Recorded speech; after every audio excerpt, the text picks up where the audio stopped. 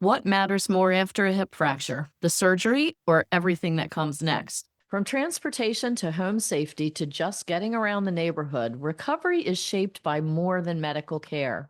Today on the UMB Pulse, we explore how researchers at the University of Maryland, Baltimore are rethinking recovery and helping patients get back to living. Our guest is University of Maryland School of Medicine Associate Professor Dr. Jason Falvey, who developed the Enhancing Rehabilitation to Improve Community Health, or ENRICH program. He is also the inaugural director of the school's Center for Disability Justice.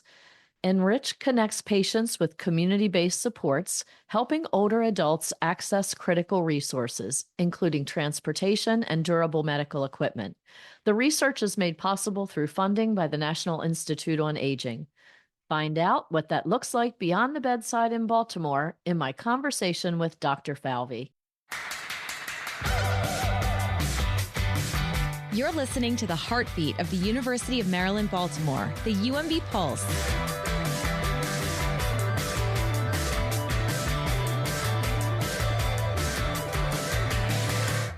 Welcome, Dr. Falvey. It's so nice to have you here today. I look forward to learning all about hip fractures and what kind of care is available through the research you're doing. Thank you so much for having me. I'm really excited to chat about my research and how it's going to impact the Baltimore community. Yes, I am too. And you bring up a lot of good points. We have a lot of territory to cover. You've recently been featured as one of our breakthroughs researchers, which we will link to that in our show notes. When people think about recovering from a hip fracture, they think about surgery and physical therapy, but your research looks at something totally different. You're talking about what happens after someone leaves the hospital and how that affects their day-to-day life. So what are we missing when we only think about recovery in clinical terms? Yeah, and thank you so much for framing that up. I mean, hip fracture affects 300,000 people in the United States, most of them older adults, and it's associated with a very high morbidity and mortality rate. So it affects the quality of life for older adults as well as challenges their ability to age in place. And while medical care is really focused on helping them survive that acute hospitalization, we have one of the best trauma centers in the world here right in Baltimore. And their focus is to improve the survival rate after a fall-related trauma for older adults. But once that patient leaves the hospital, there's tremendous amount of challenges returning to daily life. Being able to walk 3 blocks in particular is a major challenge for older adults, and many of them have to do that to do things like get to the pharmacy, get to the grocery store, or access transportation. So that's the gap that our research really hopes to fill. And you've said that recovery is shaped by the environments people return to. So it sounds like you're specifically looking at people within in a city environment. Is that accurate? And so our research focuses on a concept we call neighborhood socioeconomic disadvantage. So it's not specific to urban environments in particular, but Baltimore has a high proportion of neighborhoods that are considered socioeconomically disadvantaged. And that would include things like infrastructure, sidewalk quality or curbs, the availability of public transportation or car transportation, the quality or crowding of the housing. And all of those factors can impact the resilience of an older adult recovering from hip fracture, from everything from social support to getting to needed medical care. And it's something that our typical rehabilitation process doesn't typically address well. And it sounds like those barriers can just be such an obstacle, especially given their age. Do you find that your research deals with just all ages, or are you focused primarily on an older adult, and what type of age are you looking at? Yeah, for this project, we've specifically focused on older adults because they're the most likely demographic to experience fall-related trauma, but certainly the intervention and the protocols we're developing, we're considering to broaden out for a range of people with new and catastrophic injuries, such as people with diabetes that have amputations, people that have fall-related head injuries, or even people that suffer traumatic injuries that are not fall-related, even something like motor vehicle accidents. Many of the same challenges that would be barriers to older adults would also be barrier to younger adults that are living with new disabilities, and especially those using assistive devices like canes or walkers or wheelchairs. getting around this city can be a major challenge and something that's wildly understudied in our opinion. Well, and that's where your ENRICH program comes in, right? So, at a high level, what is ENRICH designed to do differently? Enrich is really a program that's designed to bring fragmented resources together to help older adults age in place successfully. And so by saying that, we say aging in place is more than just being at home. It's being able to participate in those social activities outside the home, get to your friends, families, neighbors' houses for gatherings, be able to attend not just your basic medical visits, but be able to dynamically go out and go to a restaurant with friends. And those are real serious aspects that our medical care currently doesn't prioritize. So Mm. Enrich combines transportation resources, targeted physical therapy that's designed to move outside the home and the clinic into real world environments, and pairing additional resources, all led by a community health worker who will help navigate the patchwork of services that are often provided but opaque or hard to access for older adults. And the goal is, I think our outcome is the most innovative part of this study is we're not measuring mortality, or we're not measuring hospitalizations. We're measuring life space mobility. So how far, how frequently, and how much help do people need to get out of the home and into the community? Well, you mentioned community health workers. Who are they and why are they so effective in helping patients navigate recovery? Community health workers are a really undertapped resource in healthcare. There is a myriad of evidence that suggests that community health workers, so these are experienced lay people that live in the communities that they serve, that are very familiar with the patchwork of social and neighborhood and governmental resources. So, for example, this person might go to your house and help you sign up for Meals on Wheels, help you sign up for Mobility Link, which is our paratransit service. They may help you identify opportunities to get free rideshare from your hospital system. They may help you tap into free medical equipment that's offered by the Maryland Department on Aging if you need a tub bench or shower chair to be able to get in and out of your bathtub safely. So a community health worker can really bridge those gaps in ways that a medical professional really can't, either from a billing standpoint or from a time standpoint. Well, it seems like a lot of care models kind of stop at that discharge moment or outpatient rehab, maybe. What makes this approach, bringing that support into the community, so different? Yeah, I think this is really where my experience for working as a home care therapist really helped me. So I spent years working as a home therapist before I, moved into research full time. And what I realized is people leave the hospital and get their rehabilitation either in a nursing home or rehab facility. Sometimes they get therapy at home, but rarely are people with serious mobility disabilities able to successfully attend outpatient rehabilitation. Mm. Our research suggests only 1 in 3 older adults are able to go to outpatient rehab after a hip fracture, which means that home is often the last place they receive rehab. Wow. Current Medicare rules ensure that you have to be homebound to receive home-based rehabilitation, which means that therapists are basically barred by statute from walking patients 3 or 4 blocks away from the home, because then they may not qualify for these Medicare home-based services. And so no one really practices those real-world mobility tasks with patients under our current Medicare system. And it leaves patients who rely on public transit or needed to walk 3 blocks to get to their local grocery store or to be able to access other resources really at a disadvantage. And those, more frequently than not, are patients that are lower socioeconomic status, creating a huge health disparity. Well, it sounds like you're literally moving rehabilitation into everyday life, like helping somebody get on a bus or walk to a store. So, why is that kind of real world practice so important? Yeah. So as a frequent rider of Baltimore public transit, I can tell you that getting on the bus is a lot of work. And I would like to think that I'm relatively healthy at the age of 39, and I get on the bus, and sometimes that bus takes off from the curb more quickly than I anticipate, and my balance reactions are good enough, or I can grab the bar and not fall. But I've watched countless older adults get on the bus and maybe not be able to find a seat and are caught, they're held up by other participants or other riders on the bus as the bus takes off. Or some of our participants that we've interviewed for research just won't ride the bus because they're scared of falling and they can't find a seat. People won't get up and move for them. So we really need an opportunity for those older adults to practice with a trained mobility professional to build up some skills and confidence to do, things like getting on a bus, being able to walk 3 blocks over uneven sidewalks or navigate curbs that are often broken and very difficult to manage with assistive devices.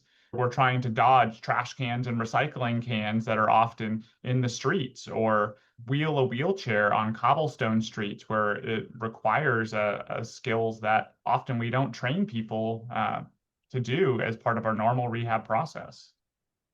Well, you paint a very colorful picture because I can imagine, visualize what people are going through as you describe those situations. What kind of difference does that make for someone's independence, do you think, in the months after a hip fracture? I think it could be massive in terms of their independence. We've done qualitative interviews with more than 20 older adults in Baltimore that rely on disability accessible transportation, or those that are experiencing limitations in their ability to get around the community after one of these significant lower extremity traumas.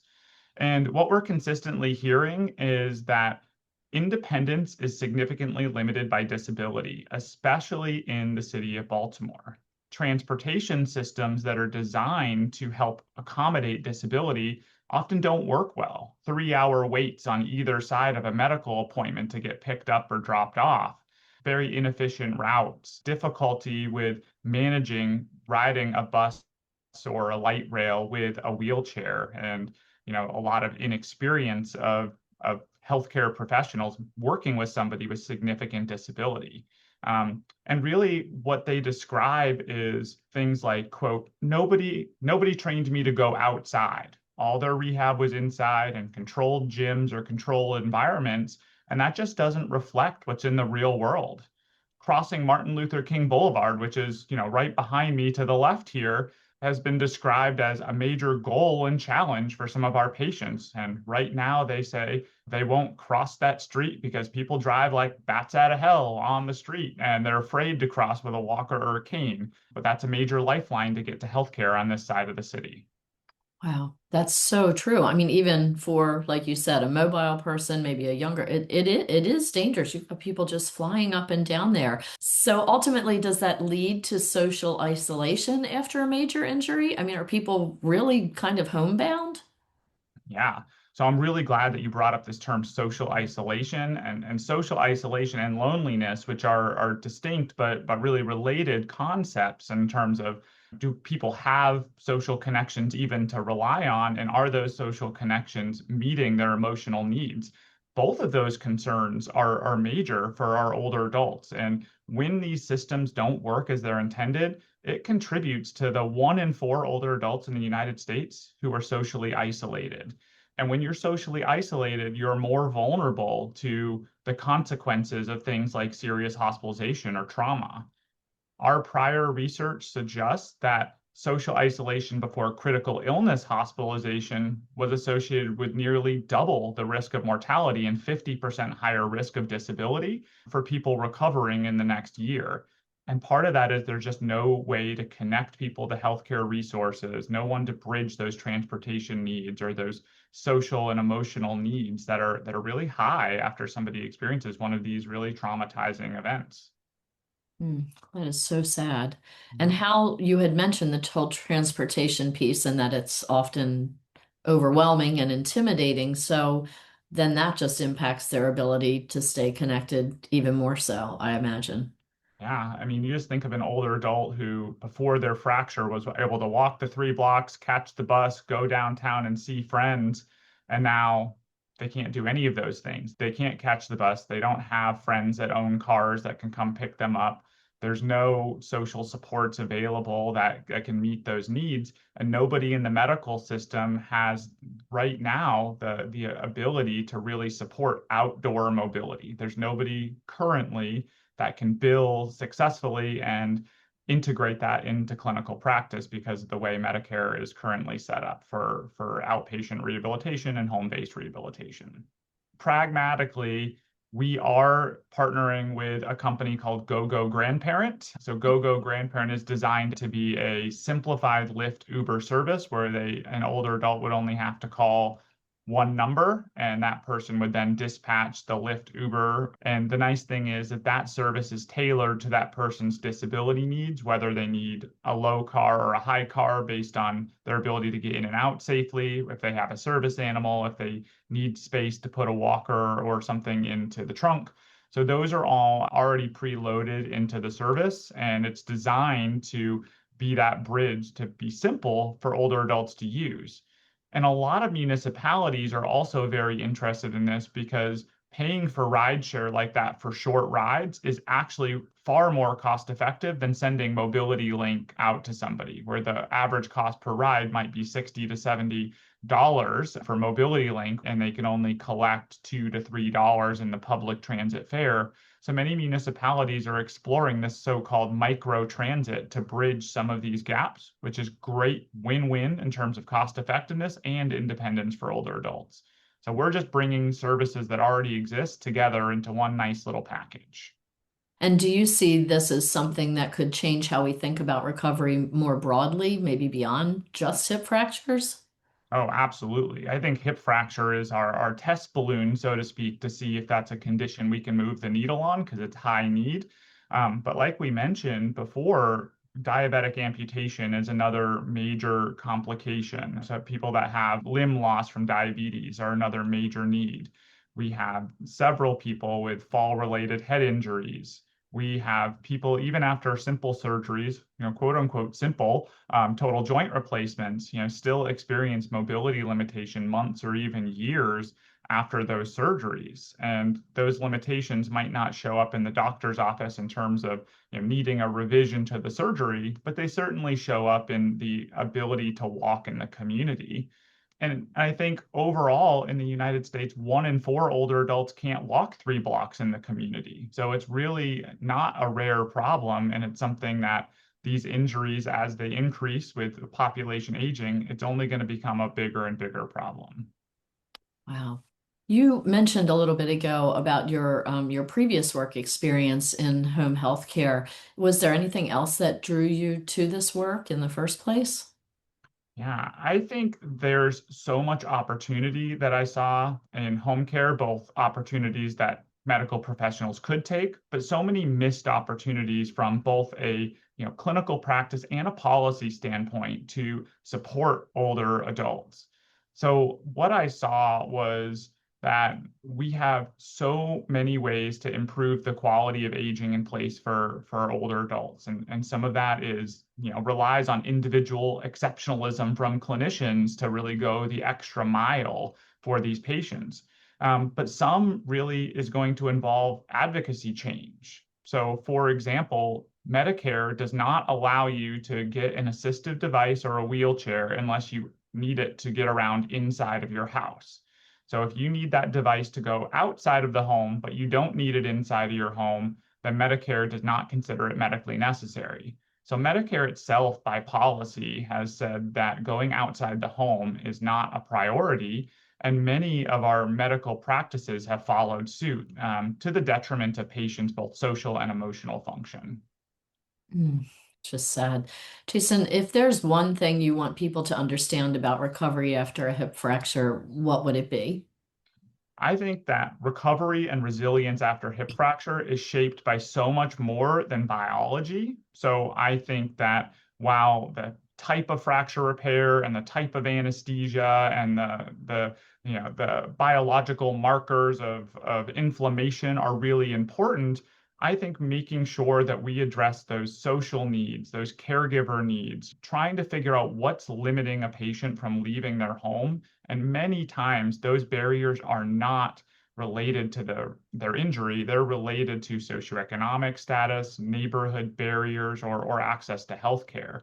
And I think probing for those barriers before somebody leaves the hospital and starting to set them up for success, pairing them up with community resources, and really thinking about how do we extend our rehabilitation outside of clinic environments that are pretty safe and into real world environments really will help bridge those needs that older adults have after a hip fracture. Well, this has been very eye-opening. I mean, just the idea that someone's elderly having a hip fracture and having to recover from it, period, is a lot.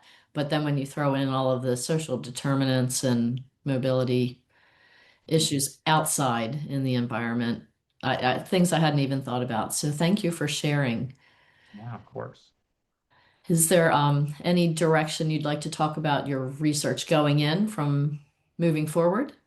We have been working on this as part of an NIH Career Development Award. So it's a multifaceted award to kind of understand these neighborhood factors from both data and interviews with patients. And we've spent multiple years now co-developing this intervention. So we've had members of the community alongside of our research team helping us design this intervention, how we should deliver it, and who it should be targeting. And so that process has just completed, and we're working through the protocols to do a preliminary pilot test of it this summer. So we anticipate that by the end of this year, we'll have the pilot data and we'll be ready to move on to a larger, more definitive trial. We have submitted funding for this pilot program that we've developed to extend it out and extend it to a greater number of older adults that experience trauma. So that's one direction our research is going. And we're really, in the long term, we really want to test these home-based models of rehabilitation that are a little bit more flexible. So there are emerging models of care that allow home care to be delivered without as many restrictions on the homebound status. And while those don't reimburse at high levels, if we could show that those are more effective in promoting outcomes that matter most to patients, we may have avenues to advocate at a policy level to expand and enhance home-based services for older adults that are sorely needed and get them out of institutions and out of rehab facilities and out of nursing homes and be able to support them to age in place where they really want to be, is at home. Jason, thank you so much for being here today. We will be sure to include a link to your Breakthroughs interview in the show notes and any other links that you might like to share with our audience. But we appreciate you enlightening us and educating us. Yeah, thanks so much for letting me wax poetic about this really important work that we're able to do with the Baltimore community. When you step back and look at it, Dr. Falvey's work is really about what happens after someone leaves the hospital and whether they can actually get back to their daily life. And that work is happening within a larger effort at the University of Maryland School of Medicine. Dr. Falvey leads the Center for Disability Justice, which focuses on mobility challenges and building solutions alongside the communities they're meant to support. The Center for Disability Justice was envisioned by our community members and us as a space where we would do research and co-develop interventions that specifically meet the needs of adults with disabilities in Baltimore. So that distinguishes us from other centers that focus on disability that might be more intellectual or developmental, or focus more on sensory, visual, or hearing impairment. And we focus specifically on mobility disability. So populations of people who use paratransit. We're writing a grant right now to look at the needs of power mobility users, power wheelchairs in the city of Baltimore, and understand health and wellness of older adults who use those devices and how city environments might erode their resilience if it's difficult to get around. So it's certainly been a space where we can develop research and support the next generation of researchers in this space. So we've had medical students, we've had postdoctoral fellows and PhD students all align their work with our center. And I think it's only been 2 years and we're continuing to grow. At the end of the day, it's not just about getting better. It's about getting back out there.